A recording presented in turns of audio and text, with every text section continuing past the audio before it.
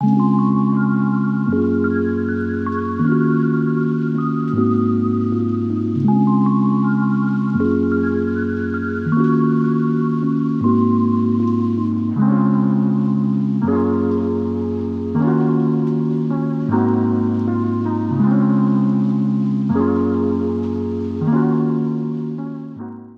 to Crushgasm, the podcast dedicated to the highs and lows of crushes. From their first to their worst, we're going to cover them all with a cascade of characters, including our guest today, a pop culture time capsule in human form, Scott Grimes, a pizza-loving softball player, podcaster, and an avid sleeper who is here to talk not only about his shows, People Don't Forget, and Totally Rank, but also his crush on a whole genre of television, teen TV. Scott, how are you?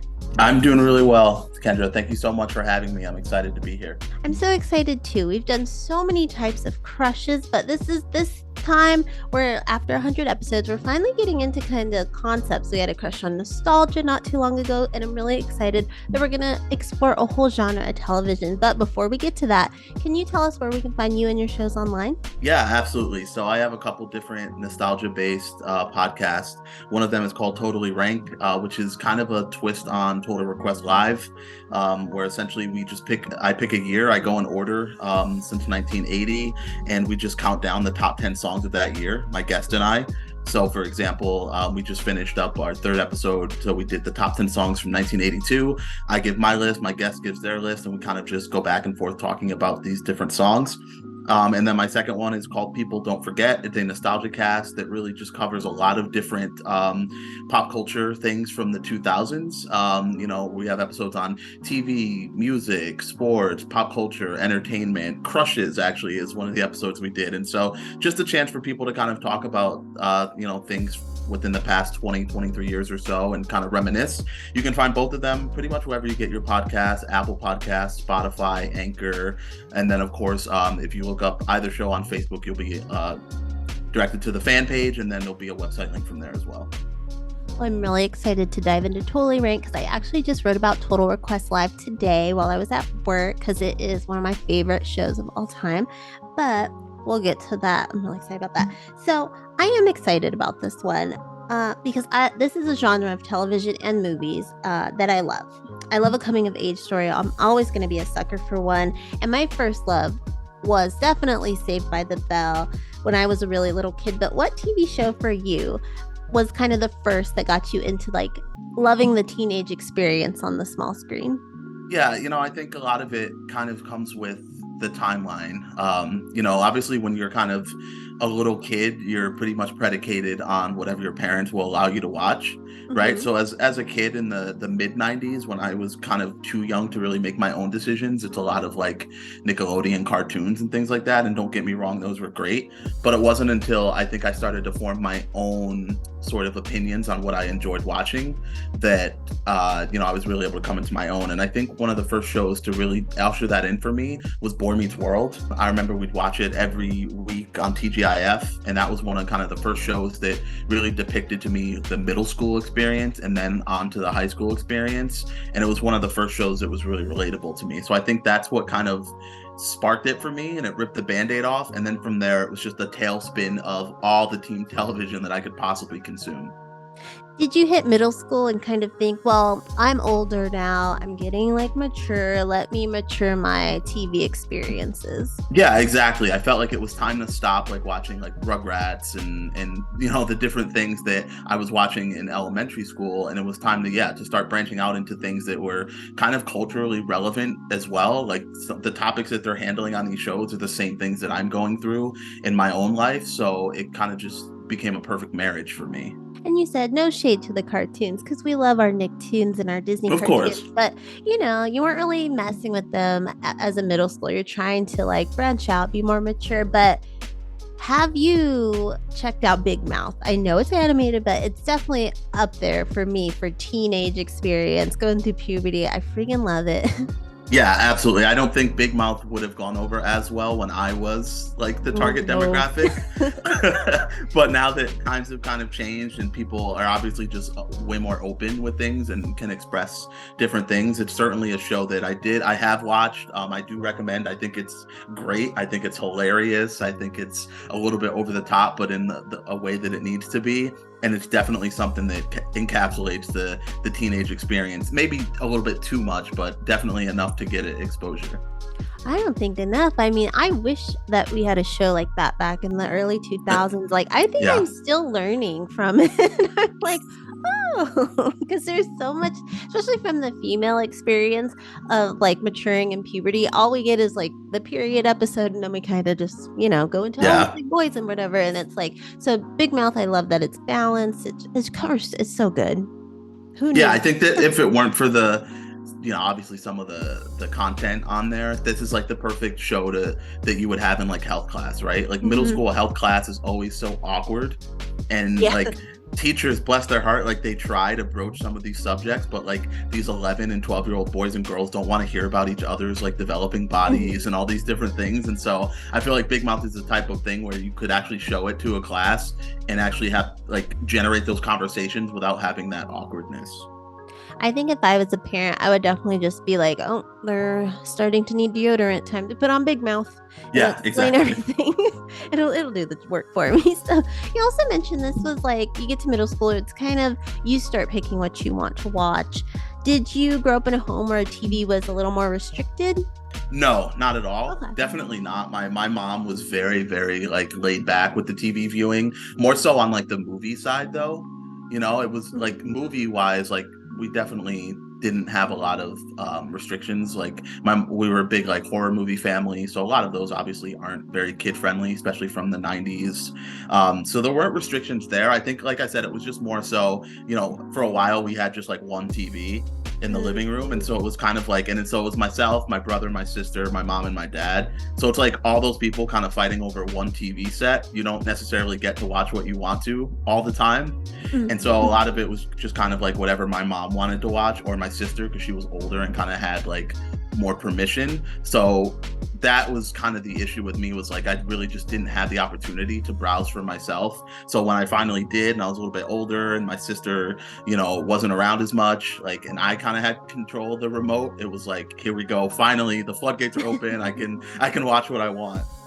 I imagine it is very like a dramatic moment where you got the remote placed in your hand and it was like, Yeah, oh. that's exactly what it was. Yeah, that to me more than anything was like the passing of the torch, that I was like an adolescent. I was like, oh my God, I get to like control what's on here, and I'm not like at the mercy of my mom or my sister. This is great.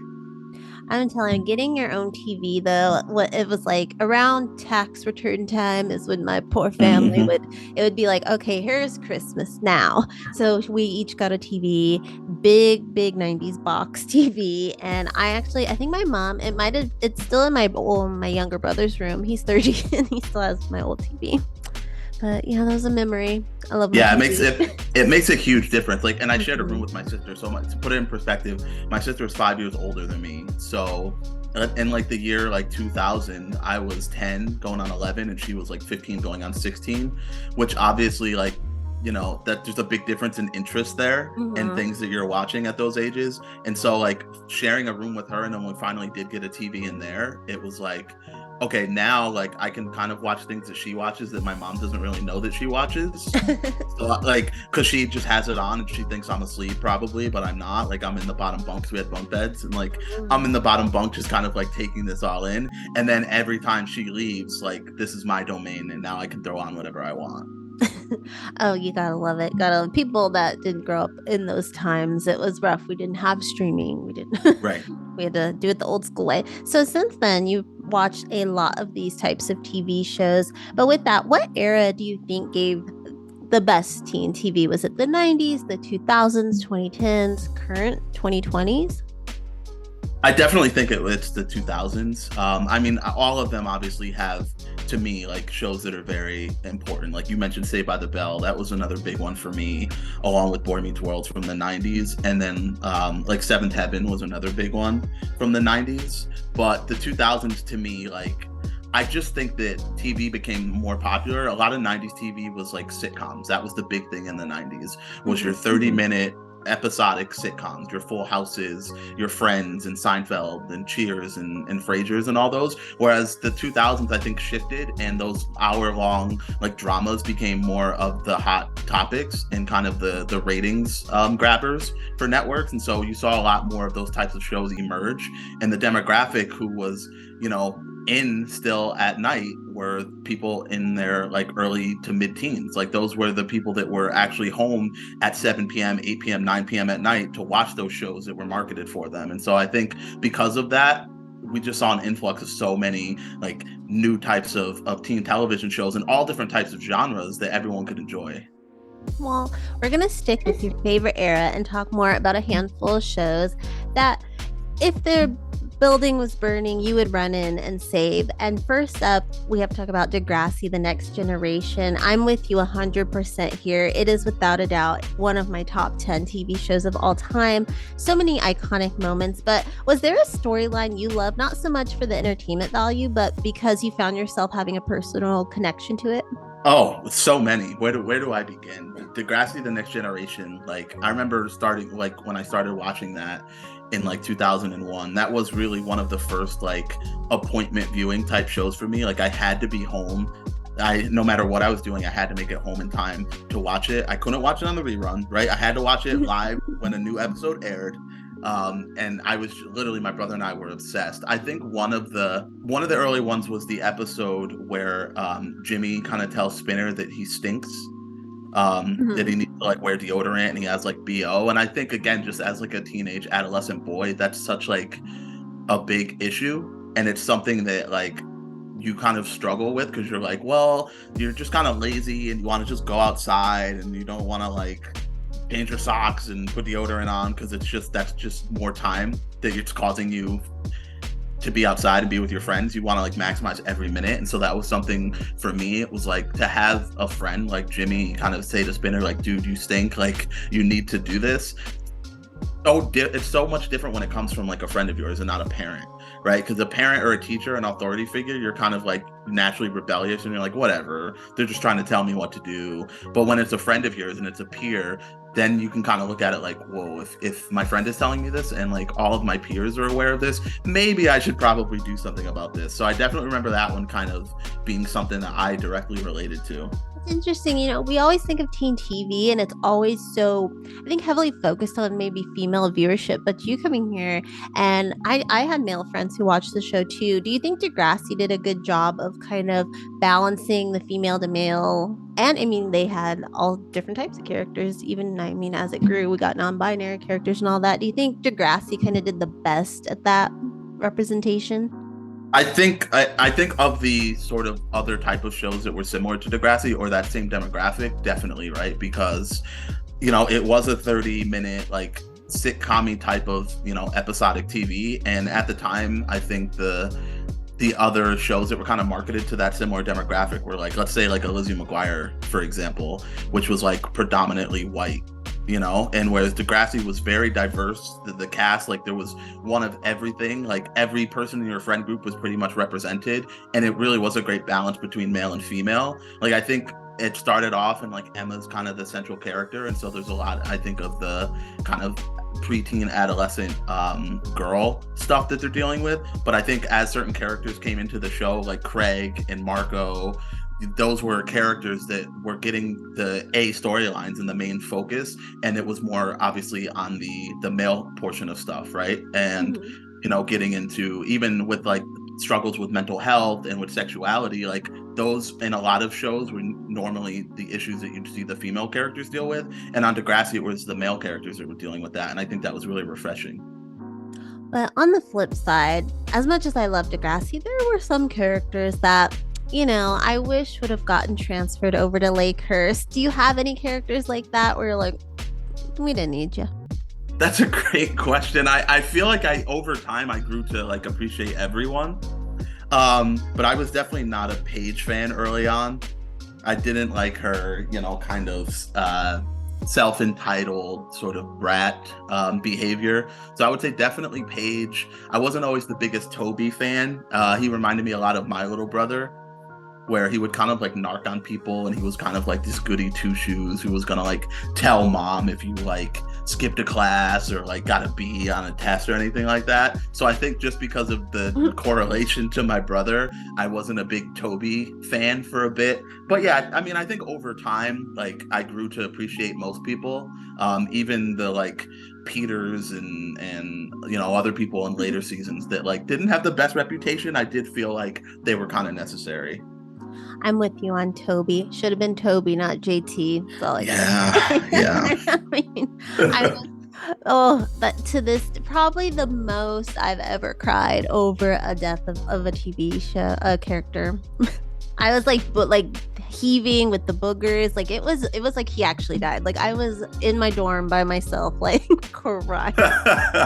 Yeah, I mean and that's the other thing with Degrassi. Like their whole tagline was like "It goes there," Yeah. and it really did, right? Like they really pulled out the big stuff. Like obviously the school shooting episode was just iconic, and like Jimmy was my favorite character, and this is pre-Drake. Like just for me to be a teenage boy of mixed race who's into like hip hop and sports, that was Jimmy. Like he was mixed race. He played basketball. He was into hip hop. Like I don't know. I really related to him a lot, and so for him to be the one of all of them to end up, getting shot and going through being in the wheelchair and going through that process, like it almost felt like that was me going along that ride with him. So that one was really, really devastating. I feel like I'm to blame for Jimmy because all my favorite characters always were the ones. Jimmy, what was it? Tristan. Like I just have a bad run with my favorites. If you like them, they're the ones that go through it. Yeah, I'm like, oh, again, I'm cursed. I'm in the Degrassi curse.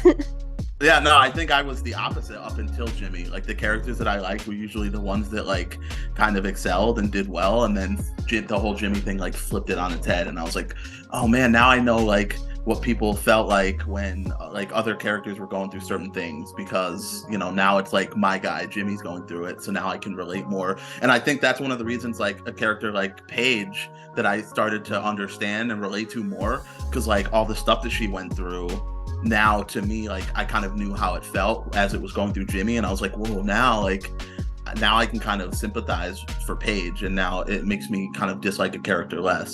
Mm-hmm. Yeah, I mean every character except for Kendra, Spinner's sister. Kendra, who disappeared after like a season. All right, R.I.P. to her. She's somewhere out there in Canada. Yeah.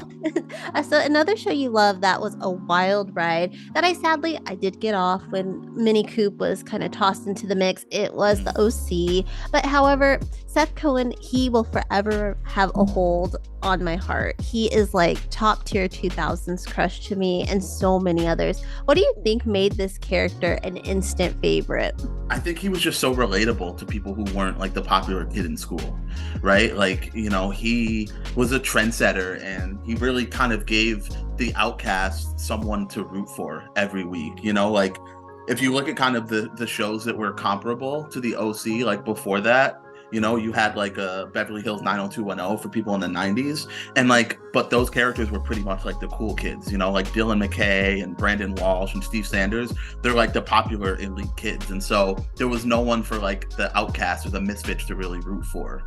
And then you get Seth Cohen, who when the show starts really doesn't have any friends, and is kind of someone who really keeps to himself, and he knows he doesn't fit in. I think that every kid who's ever felt that, an ounce of that, could relate to him. And then you throw in the fact that he was just like hilarious, and his sense of humor was not only the comic relief of the show, but really one of the hallmarks of the show. It's really hard not to like a character that, one, is funny, and two, is like so relatable. Around the same time the OC was airing, you probably watched this because you like the genre. There was another show. It was on ABC called Life as We Know It. And sadly, they tried to compete with the OC, and I think that was its undoing. Did you ever check that out? Did I send that to you? Because it's on my list here. No, it's one of my, I love that show. I would watch that. I feel like nobody knows this show. No, like the one I see, their character names are like dismissed, like out of my head, but the one who was like the photographer that was with Kelly Osbourne, I Yes, followed yeah, that played by brother. Chris Lowell. Yes, I followed him to private practice. Like, I'm obsessed. I was like, this is my boy. I have this movie called Graduation because he's in it. Like, obsessed. But yeah, I used to have my mom record the OC so I could watch Life as We Know It. So I was like, So oh. yeah, the thing is, I actually got into that after the fact. Like, I didn't watch it when it aired live, back in like 2003, 2004.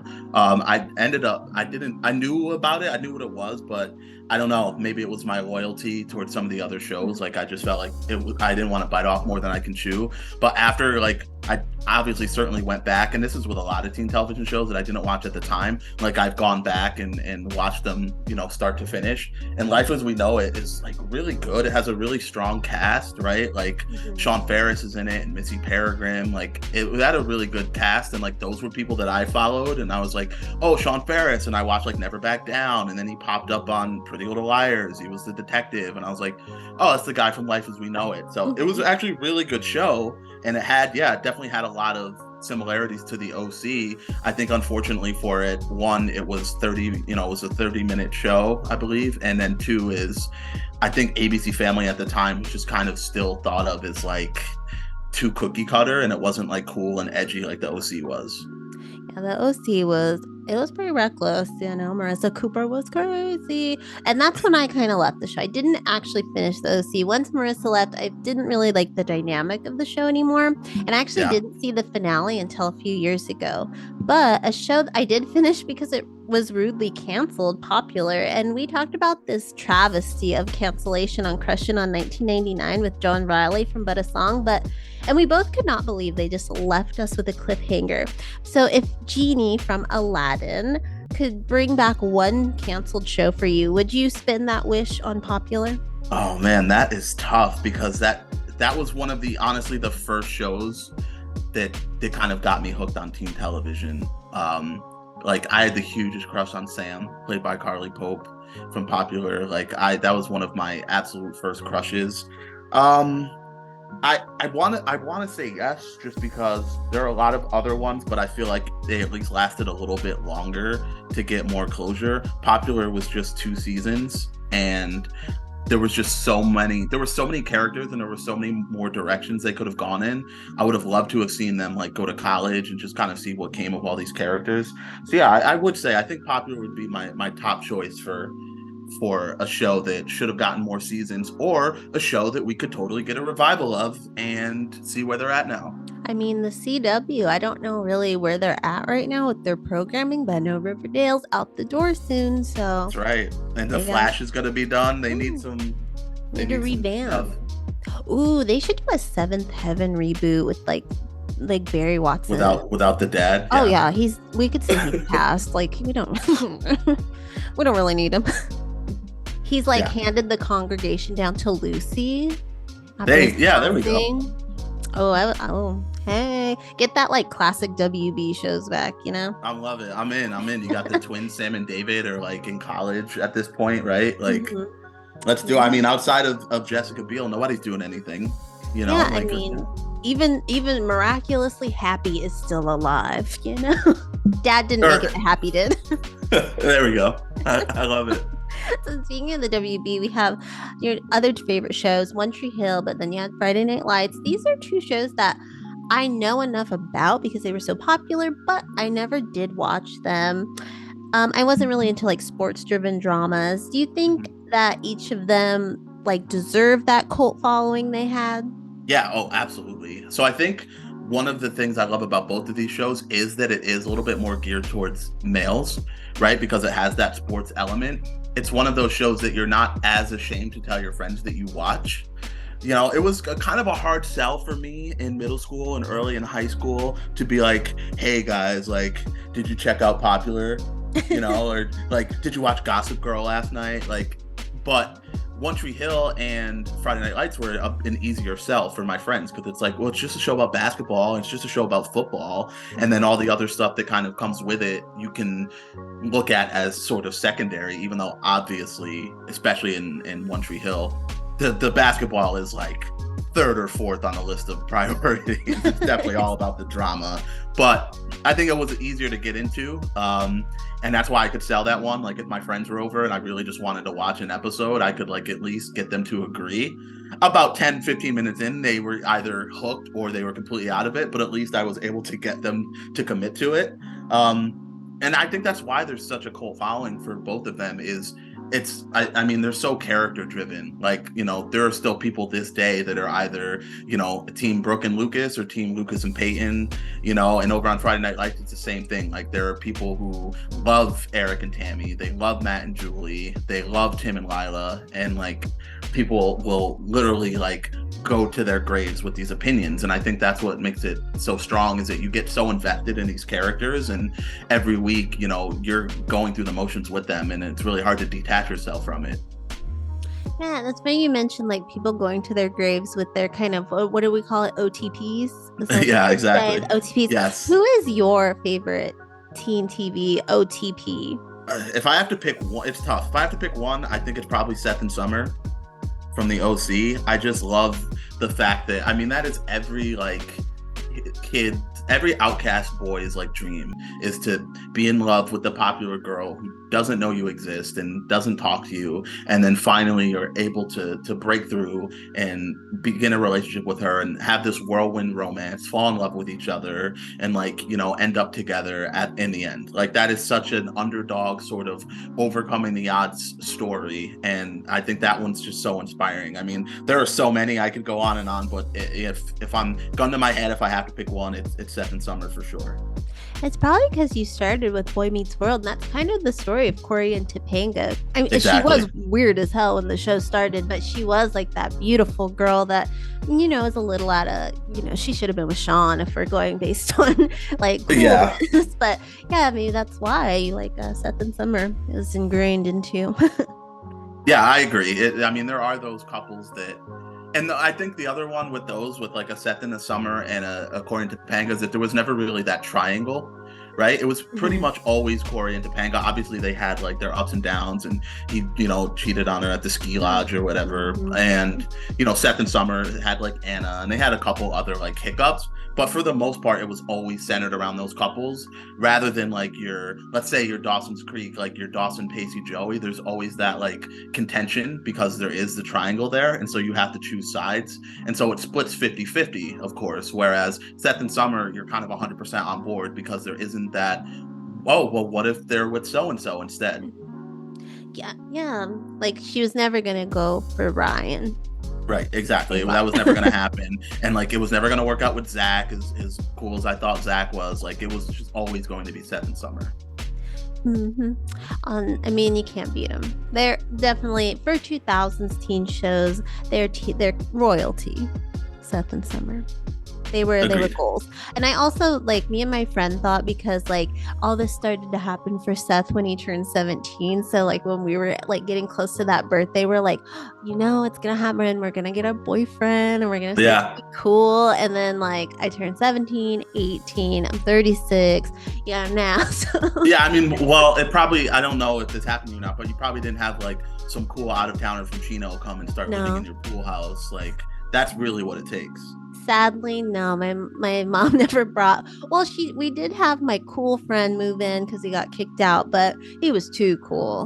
He wasn't like taking me, tagging me along. You know, he just kind of stored his shoes and his clothes at our house. Yeah, that's not good enough. Nah, he wasn't giving me a Seth Cohen. So now, not every show is without its fault, and there are plenty of teen TV shows that can be, as the kids say, a little extra. But you told me before we talked that you are loyal to a fault and will watch and defend this genre of TV. So I have to know what show you've spent the most time defending and why. So I think the thing is, I only defend it to myself. Right? Like, it's not something that I have to defend like to other people, because quite frankly, I don't really care whether or not, you know, what their opinion is. It's more so like some shows get to a point where I know it's just bad, but I'm so far in already.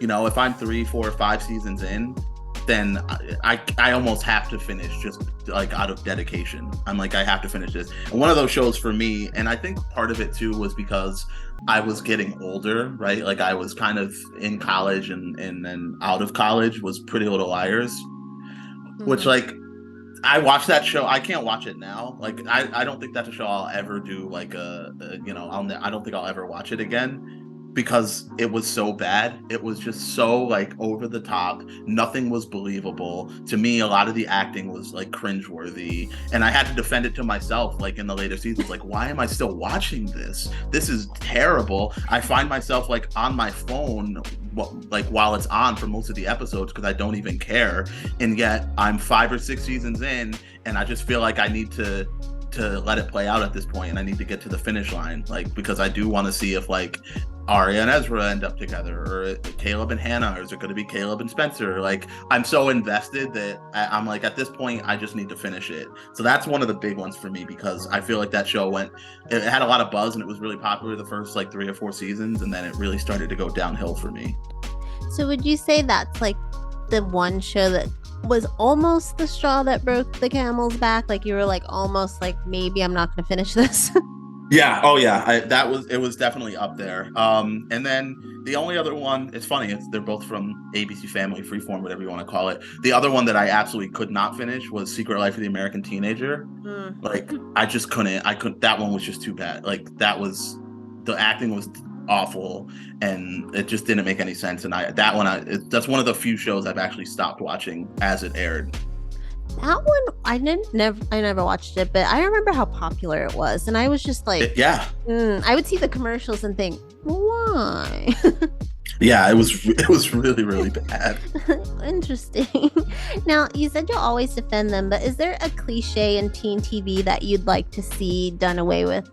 I one thing that kind of bothers me, and I don't know if it's necessarily cliche, but it's definitely not common in real life, is like these small friend groups that only ever hang out with each other and only ever like see each other.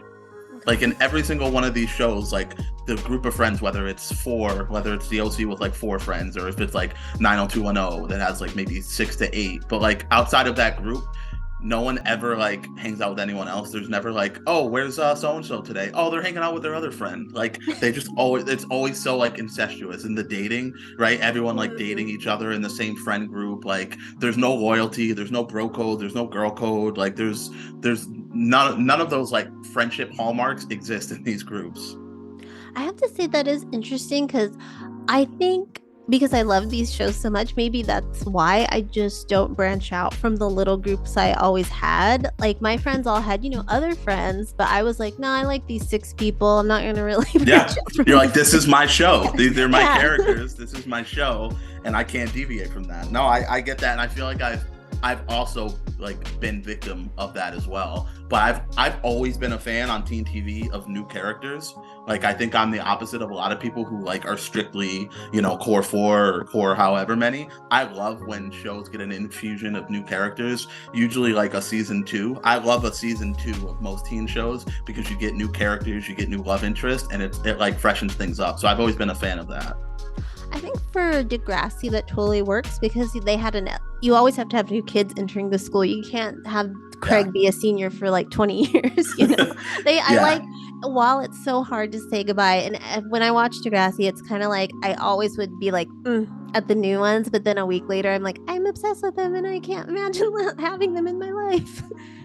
Yeah, especially when Every time. they kind of did those hard resets. Like I'm thinking about the season when like Drew came in, right? And it was like, oh man, pretty much everyone is gone. Like the only OG left is like Peter, and he didn't even come in until like season 5, and he's considered like an OG at this point, and like everyone else is gone, and you're like, I don't know that if I care about like Eli and Claire and Jenna and Casey. But then yeah, same thing, like you keep watching and then you start to get invested in them as well.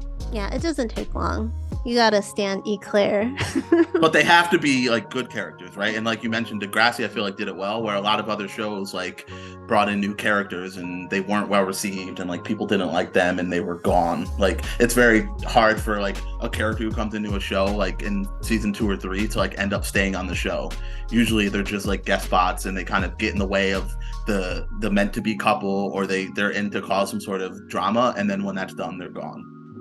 The only other show I can think of that I watched that did it well was Boy Meets World with Angela, and then introducing us to two new characters once they got to college.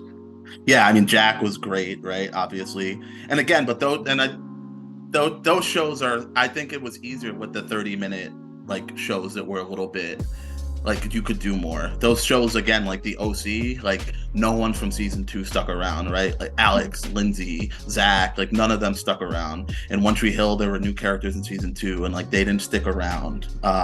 Just thinking of like some of the people in like Vampire Diaries that they would bring in never stuck around. So yeah, I think it was easier with some of those like 30-minute shows that were able to churn out more episodes, and so there was more room for new characters, because like Boy Meets World and Degrassi seasons were so much longer because they would do pretty much 2 episodes at a time, and so you could get like your big characters in the first episode, and then the second episode could be like introducing the new characters.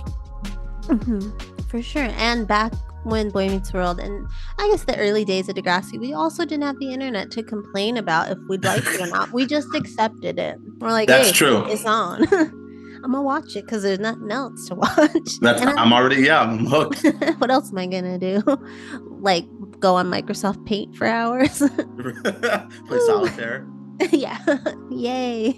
So not too long ago, I had a guest, Dustin Holden. He's from the Rewatch Recap, and we were talking about his TV crush, and we got into teen TV because he's also a big fan of the genre. And we were like talking about why it's so popular and why we still love it as adults. And it's because we've already been there, done that, and it's still relatable to us.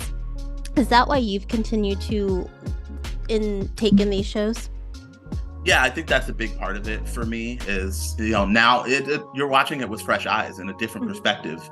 And I think for me, with a lot of these shows that I've seen, 4 or 5 times all the way through, it's like the first time I saw it through, I was probably middle school, high school. Then I watched it again when I was in college. So different era, different perspective. Then after college, like early into your kind of adulthood, is a whole different like set of eyes. And then you get into your 30s, and again, you're a different person. And so the way that you view things changes. And so, you're watching it from different stages of life. And so you can, like, there are things now that I watch that I appreciated more than I did back then. There's things that back then I liked that now I don't, and vice versa. So I think it's giving a fresh set of eyes. And then also for me, I think is, watching newer shows now, it's kind of like comparing it almost. It's almost like, okay, do I think this is as good as some of these shows from back then, or are they recycling storylines?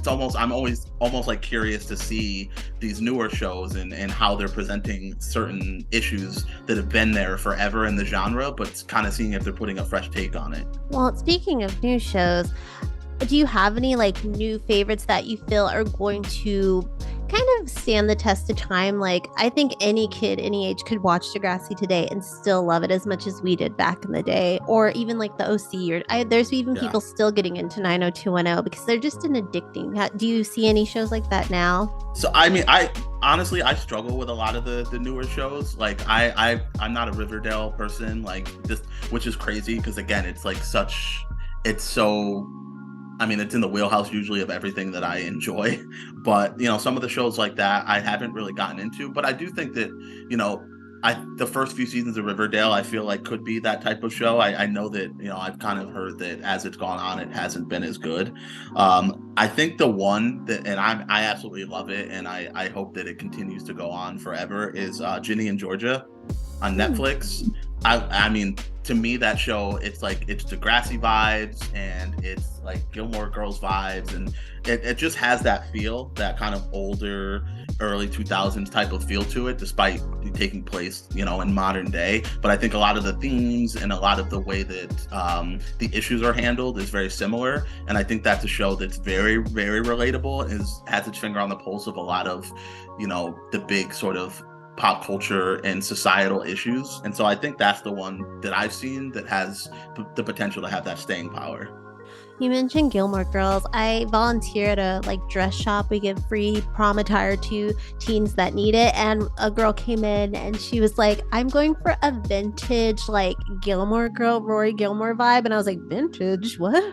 Oh my God, I just felt grays just coming into my hair. I was like, oh yeah, I know what that is. Okay. I was like, girl, made me feel, I felt like she was looking for a poodle skirt. Like, it's like, what? Right, yeah, exactly. Right. Can I get a pink ladies jacket, I please? was like, what? And yes, Riverdale started out very, very good, but then Chad Michael Murray came with a like organ stealing cult or something, and it got too much for me. I was like, Yeah, what is that's fair. going on? What is going on? Yeah, I think the supernatural element of it is an interesting take, but I don't know that it's really that necessary for that show. It was. I It feel was like a it was lot. doing well. I feel like it was doing well. Like Mhm. it always obviously had the supernatural element, but I feel like it was doing well before they like turned it up to 100, like on Yeah. the dial for the supernatural stuff. At least that's from again from the few that I've seen and like from what I've heard, that seems to be the general consensus. A couple other shows, Pen 15, beautifully done. Should have got more seasons. Damn Yeah, COVID ruining the production on that and them getting pregnant because they are grown women. And right. also Never Have I Ever, I think is going to I it might beat Degrassi for me. Might as my favorite Yeah, season. and I think it's tough nowadays because again, like just the way that you consume television is different, and so seasons are shorter for one, right? Like you get 10 Oh, episodes mhm. for a lot of seasons, and then I do think that things just get canceled prematurely now because everyone is always looking for the next best thing, especially with streaming. It's like, oh, we've had really good success with this show, but like I think we can do better, or these actors are either aging out or they're just kind of becoming too popular for some of these shows, and so you know we need to kind of move on to something else. It's kind of like the Freaks and Geeks effect, where it's like Freaks and Geeks is now looked at as such an iconic show from that era, but it only lasted one season. Yeah.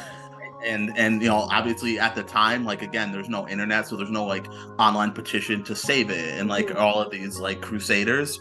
Whereas now some of these shows just end prematurely, and you kind of just deal with it because next week there's like a brand new show in its place on Netflix, and it's like very similar, so you just kind of roll with it. I mean, not every show can be Euphoria, which is Degrassi on Right. acid. It Yes, is exactly. wild. I love it though. I'm obsessed. But so we usually end this portion asking what you think your life would be like with your crush. But this time, I'd like to know what you think your life would be like if you never stumbled upon teen TV. Honestly, like I would probably be a less dramatic person for one, right? Because anything that happens in my life, I try to relate it. I'm like, man, if this were a teen TV show, it would play out this way, right? I probably would have had more success in my romantic endeavors as a youth because I felt like I used to overdo everything, and I tried to set Cohen on the coffee cart every single girl that I liked, and I Mhm. quickly realized that like a grand gesture every single time to every single girl is not smart because word gets around, Oh, and they're like, oh well, he did that for me, and girls talk to each other, and the TV shows, they don't really tell you that. They just kind of tell you that if it's meant to be, like you do it and then it happens and you're good. So that I feel like would have been different, my approach.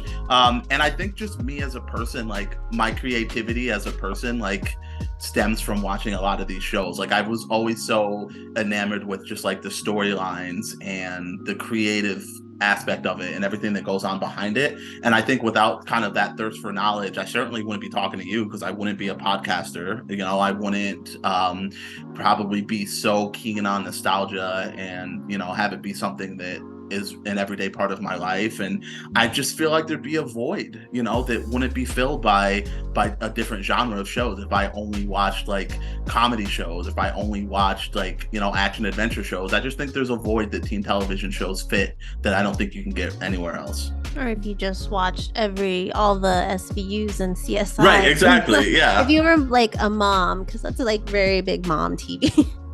Yeah, it's every single night all I did was watch Criminal Minds. Like Mhm. I'd probably either be a serial killer or I'd be an investigator because that would be my whole life.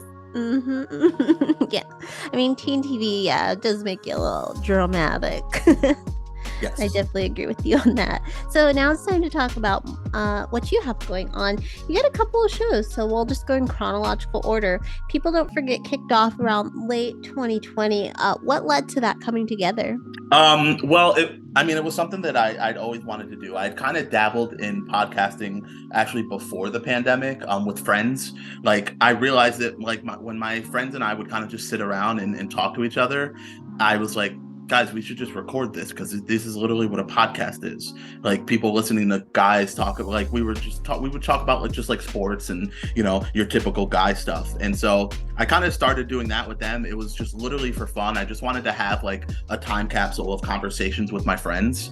And then from there, I started to really enjoy it. And I was like, I feel like I'm kind of good at this. Like, I'm good at coming up with segments, and I'm good at like asking questions and directing conversations in a certain way. And I'm great with segues. I was like, this is really fun and I really enjoy this. How can I like expand on this? And so once the pandemic hit, and obviously, all of us are home more and trying to think of things to do. And I was like, well, yeah, I can do my like eighth rewatch of One Tree Hill, or I can like start doing something where I can talk about my seventh rewatch of One Tree Hill.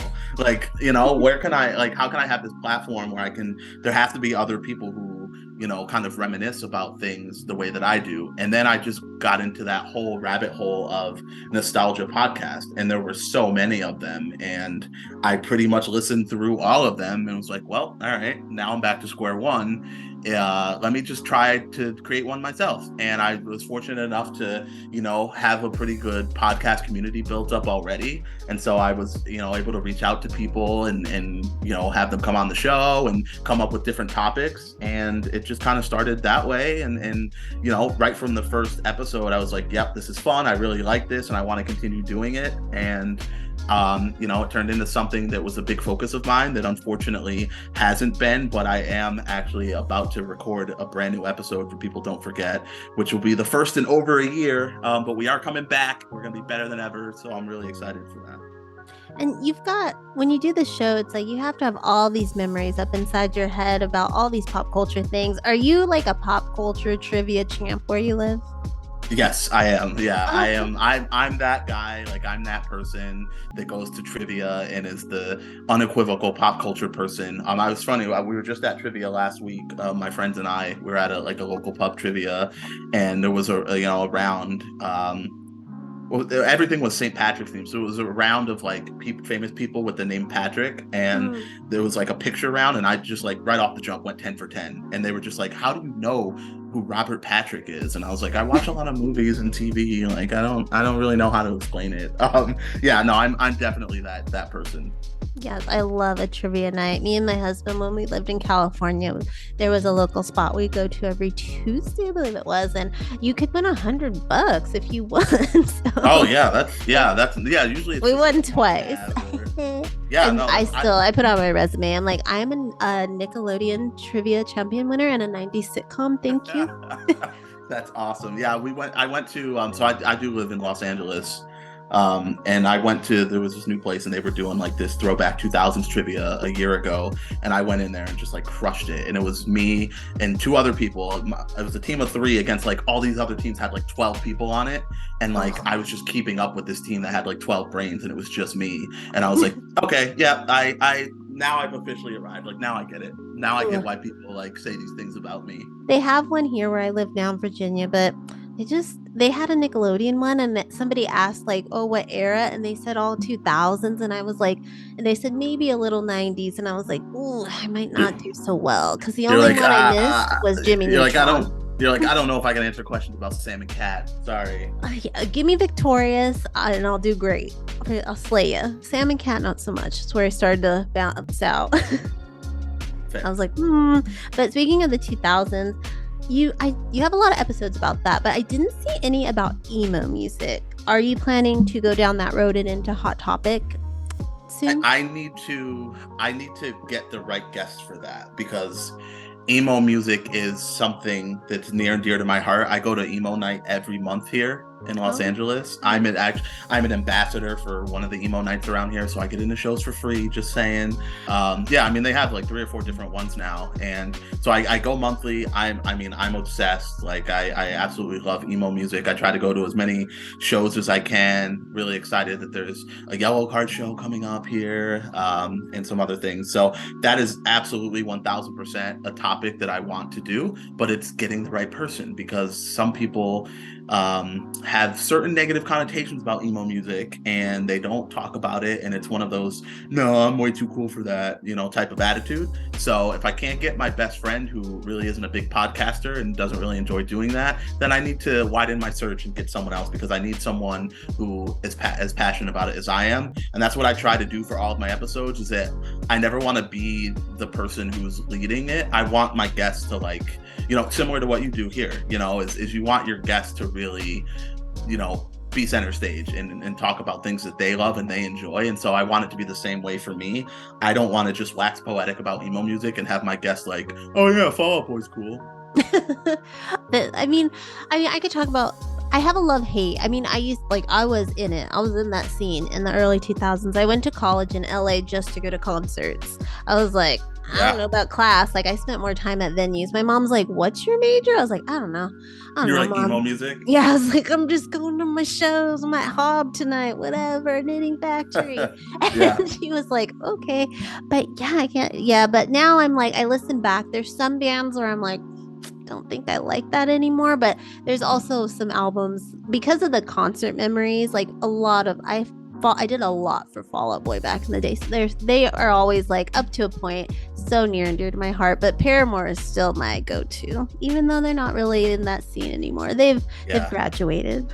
Yeah, I have so I have a custom made shirt that I wear to the emo shows. It's like Paramore's album covers, like, all meshed together. So it's like Riot, All We Know Is Falling, and Brand New Eyes, which are really, they're only like 3 like really emo albums. And so, like, I always wear that, and that, like, I get a lot of shout outs like, oh, that's such a cool t-shirt, and I love that. And yeah, that's what it is. It's like I go to these shows and the music, like, all of it just takes me back to, like, a specific moment. Like, I can remember, like, listening to this song in the car with my friends, or listening to this song at a party, or this is a song. Yeah, like, this is a song that played, like, oh, I remember going to this concert in, like, 2006. Like, all of these different memories that I have that are evoked by just hearing the music, just that first chord or that first note, and it immediately takes me back. And I think there are so few opportunities for us as adults to feel that way, that I try to maximize it as much as I can. Yeah, I did go to emo nights when I lived out there for a while, but then I was like, I'm tired. I wish they are had, a lot. 6. Yeah, they're a lot. Like, some of them get out at 1, 2 a.m. and, like, but you don't even realize it's that late, and then you're kind of just like, oh, I got through the whole thing, but now I need to be, like, in traction for the next 3 days and not do anything. So before we talk about your other show, I want to do a quick speed round about some memorable things from the 2000s. Okay, right. Let's go. Okay. Most memorable music video of the entire 2000s? Oh my god. They still made music videos then. I know. I mean, I don't want to say this because I don't want to be that person, but probably Toxic by Britney Spears. That's a good one. TV show. Most memorable for me is The OC. I would say for this age range, this generation, that would be a top answer for sure. Yeah. Fashion trend. A lot of them remember. I'm gonna say visors. Remember when people would wear visors in, like, the early 2000s? Yeah, with goggles. I got in on that trend. I didn't do the goggles, thankfully. My eyelashes are way too nice to cover up with glasses. But the visors, man, I bit hard on those. I wasn't I did wear goggles, but not on my eyes. I would just have them on, like, my forehead. Yeah. Oh, yeah. Get all sweaty. Would you ever dangle them, like, around your neck? Like, that was no, they had to be, like, up on my forehead. Okay. But my little brother was a big visor person with an afro, so it was even weirder. I had, like, really big curly hair also. It didn't make any sense. Yeah. And a celebrity couple from the 2000s. Oh, Justin and Britney, for sure. The jean suit. Yeah, the denim suit. That's what it is. Denim on denim. Oh, that was the moment. I feel like that's like when we'll be on our deathbeds and we'll see, like, a jean jacket and be like, Britney and Justin. Yeah, I know. I almost want to own one just to have it. Oh yeah. I mean, I have a jean jacket, but I won't wear it with like blue jeans though. That's where I'm No, like, that's too much. I have to wear I with mean, black jeans. there are only two people who can pull that off, and we are not them. Yeah. Mm-mm, never be, never be. And lastly, the most memorable celebrity scandal from the 2000s. Probably Paris Hilton, Mm, the tape. I just remember that being such like because I didn't really know about that stuff before yeah. that, right? Like that was a thing that existed. Obviously there were like scandals like that in like the 90s and stuff, but I wasn't paying attention. So it was like, I was in high school and everyone was like talking about it at school, and of course the internet was around now too. So it was like everyone was trying to like search it and watch it. So that I remember that being really big. Yeah, it was definitely Pamela Anderson, Tommy Lee of the 90s, Paris Hilton, and that guy in the 2000s. Yeah. And then we sadly got the Kardashians. Yeah, yeah, but We were cursed. I would say that one, and then the second one, and this one definitely hit more home for me because she was absolutely and still is one of my all-time crushes. Was the Vanessa Hudgens picture scandal before High School Musical 2 came out? I do remember that. Yeah. Drake Bell as well. Yes. Yep. I was like a big Drake and Josh fan, so I was like, "There's a what now? Let me see." So, and then you just kicked off. You mentioned it, Totally Rang this Yes. year with, and this one you're going, like you said, you're going down memory lane. You're ranking songs from every year. You started with the '80s. What made you want to start there, not like the 2000s? You working your way up? Yeah, I want to do my due diligence, and like I'm such a huge music fan. I'm like even I constantly always go back and try to learn about music from different genres and from before I was born. And I grew up on 80s music. That's what my mom pretty much played throughout the household. So I have such an appreciation and such a love for 80s music that I wanted to kind of commemorate that. And I knew that I wanted to just release monthly. And so I thought, well, what will give me longevity in my podcast? If I start at 1980, I won't even get to the 2000s. I won't even get to my bread and butter until I'm a couple years in. So I wanted to give myself some longevity. And also, like, a lot of the podcast community that I, have become friends with are a little bit older than me. And so 80s and 90s is more of their demographic. And so I wanted to do something a little bit more for them that was enjoyable, because people don't forget is so 2000s heavy. And I feel like that's a very specific topic, and I alienate a lot of listeners because they're like, oh, I was already grown and with a family in the 2000s and I didn't watch these TV shows. So with 1980s music, I feel like that's something that pretty much everyone can enjoy. Everyone knows 80s songs, whether you love them or hate them. You definitely know a lot of them. And so I wanted to just kind of start there and work my way up. And you said something that totally close to my heart, based around Total Request Live, which for people that are a little younger, MTV, when they played music videos, had a show in the afternoon that was, well, we'll say quote unquote live from New York, and they counted down the top 10 videos of the day. And I watched it religiously. It was like, it was church for me.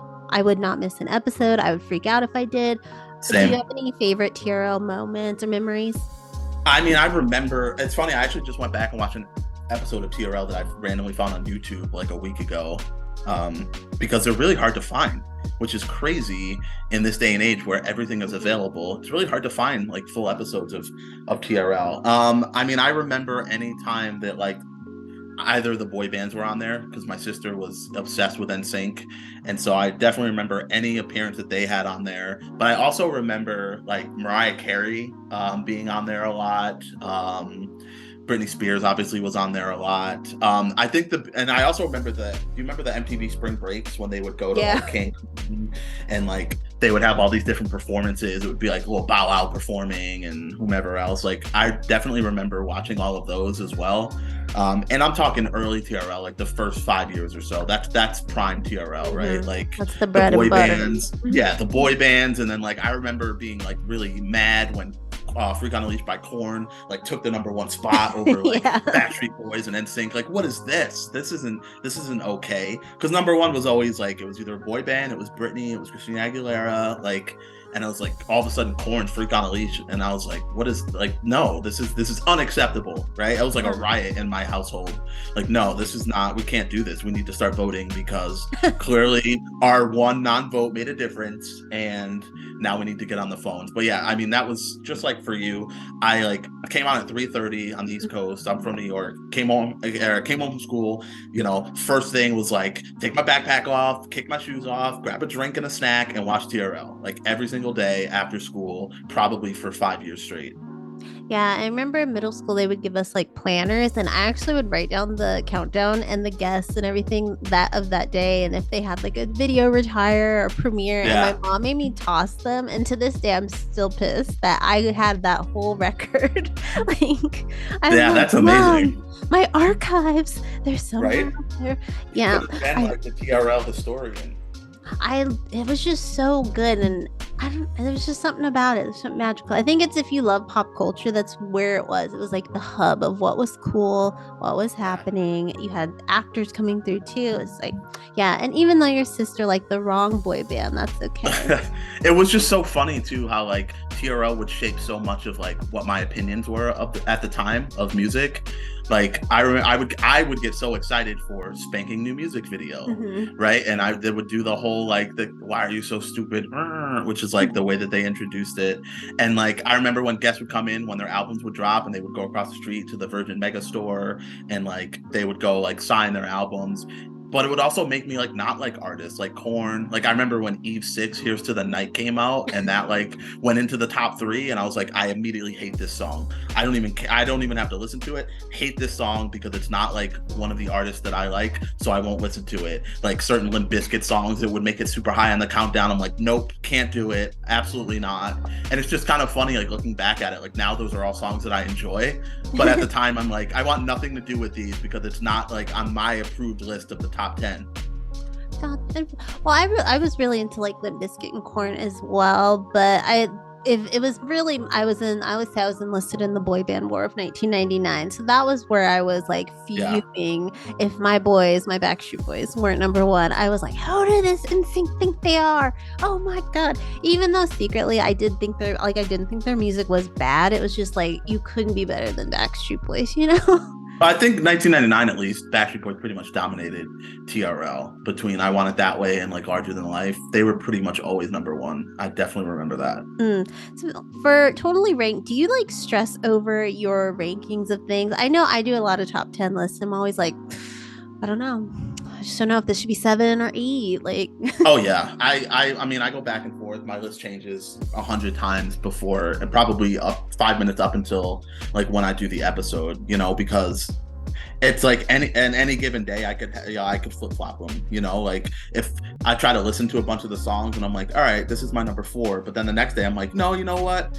I think I like this song better. And yeah, I definitely do a lot of back and forth with that. And what I'm learning, and this is one of the things that I like about it is, going back, and what I'm learning about the 1980s is that there are so many like good songs in each of these particular years that it's really hard to make this top 10. And like I'll go back and forth like, oh, I really like Hey Mickey, for example. Like, oh, I think that's a really fun song. It reminds me of Bring It On. Like, this has to be on my list. And then as I listen the next day to a bunch of the songs, I'm like, no, I don't think that makes it. Like, I think I like, something else a lot better. So yeah, I definitely stress over it, but it's a good stress. It's like a fun stress. It's a stress that I welcome into my life.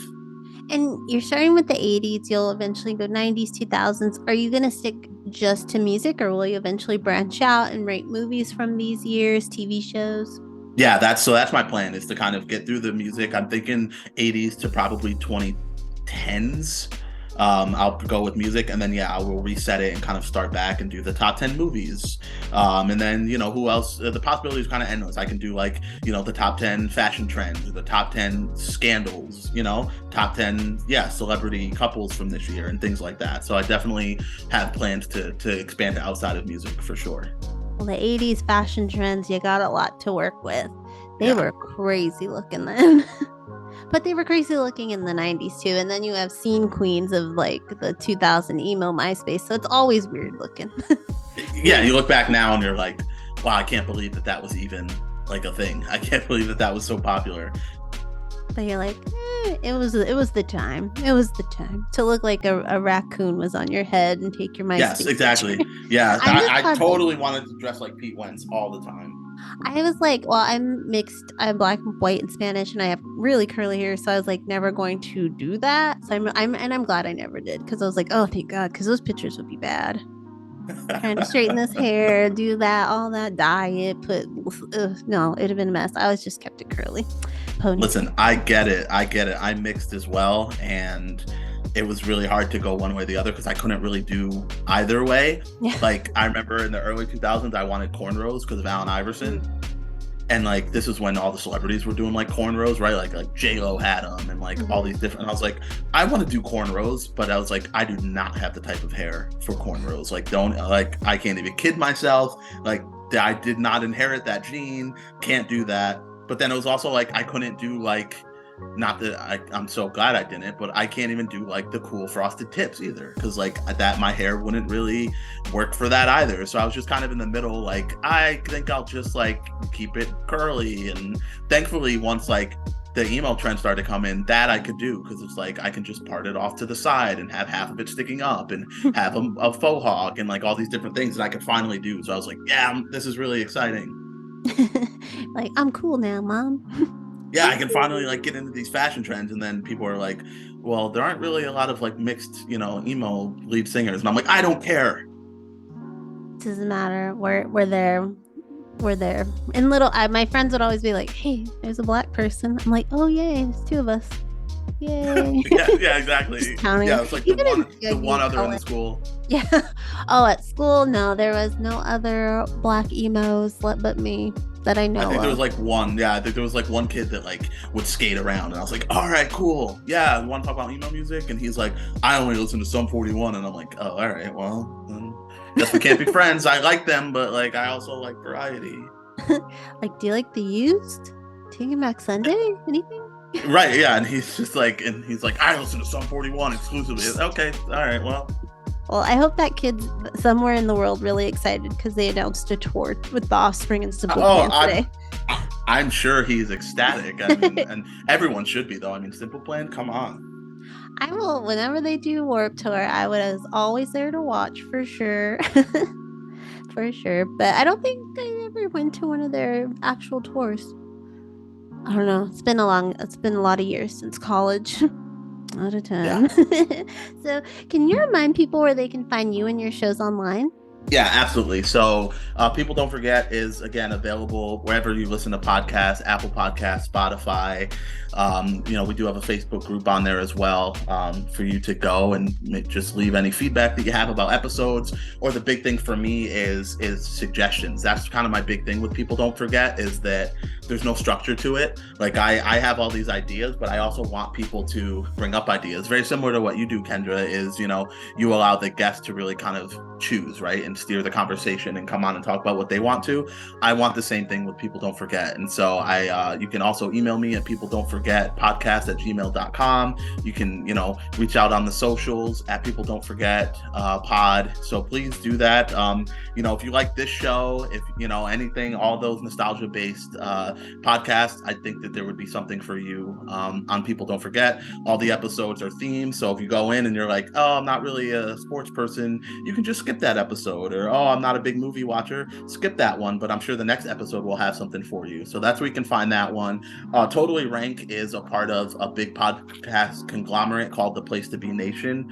So if you go to placetobenation.com, they'll have links to all the different shows. Totally Rank is one of them. It's a newer show, so bear with me. If 80s music isn't your thing, I promise that eventually we'll get out of there and we'll get into 90s and 2000s. And so again, it's one of those things, like, I'm not offended if you don't listen to a certain episode, if you skip it because it's not in your lane. That's completely fine. Go in, pick and choose, listen to what you want to, and hopefully you enjoy it. I try to, again, provide a little bit of something for everyone. I try to make, especially on Totally Rank, I try to make my list very diverse so that even if it's not a particular genre that you like, there's probably a song later on my list that's in a different genre that maybe is in your wheelhouse. So I try to give a little bit of something for everyone because that's what I enjoy when I listen. And so I try to give that same type of product. Oh, all the variety. You're like a little variety pack. Yeah, exactly. those Got I'm like a boxes of lunchable. chips in the I'm like 90s. yeah, I'm like a lunchable. You got to have a little bit of everything. I got the snack. I'm like like a TV dinner, right? You got the meal, you got the vegetable, the brownie. I try to be diverse. Well, Scott, thank you so much for taking the time to talk to me about your TV genre crush. I had a good time. And everyone, you can find all of Scott's information below. And until next time, as always, keep crushing it.